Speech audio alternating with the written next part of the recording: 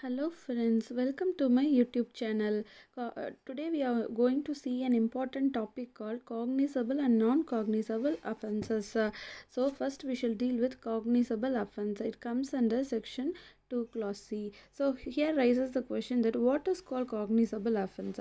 Cognizable offence is nothing but an offence for which the accused can be arrested without a warrant.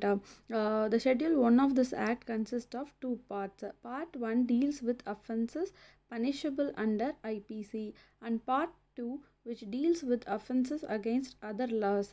In this cognizable offence, the offences are grave and serious, and when it comes to complaint, there is no need of complaint registration. Police can arrest anyone without warrant. Then, for example, if there is a convict who is arrested, can be produced before the magistrate. When it comes to investigations can be started without the permission of the court. FIR can be registered only in the cognizable offence. For example, if a case is made out and charge sheet is filed, if it goes against the accused, then magistrate can order for arrest.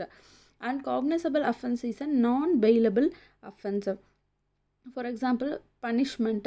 When it comes to punishment, death or with imprisonment for 3 years and above. Example for cognizable offence is murder, rape, kidnapping, dowry death, etc.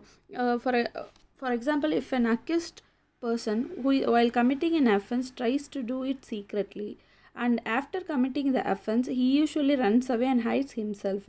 He may try to tamper with the evidence. So it is important to arrest such kind of accused persons immediately. The police cannot wait for written permission from a magistrate because the offender may escape during this period. Further, the police have to commence the investigation at once, because if the accused may try to tamper with the evidence. A police officer must prevent the commission of such cognizable offence like as said before, like murder, kidnapping, rape, dowry death, etc. So he can arrest the accused even before the commission of such cognizable offence. So next thing is non-cognizable offences. It comes under the section 2 clause. Offences in this non-cognizable offence, the offence is less grave and less serious. Complaint is must, it is necessary. Police can arrest anyone with warrant only, not without warrant. Order from the magistrate is required to arrest a person, and it is also a bailable offence. The offences in this non-cognizable offence are generally minor and less serious as said before. So the society is not harmed much. Sometimes very serious crimes are treated as non-cognizable offences, and very small and minor offences are treated as cognizable offences. For example, a member of an unlawful assembly commits only a minor offence.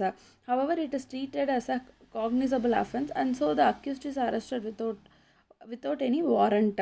Sometimes a single case may contain one or more offences. So in a single case there may be both cognizable and non-cognizable offences. In such cases, the offence are treated as cognizable offence, and so the accused may be arrested without warrant. When it comes to punishment, imprisonment with less than 3 years or with fine only. Example of non-cognizable offence is forgery, cheating, defamation, and public nuisance. So hence this is known as cognizable and non-cognizable offences. Thank you.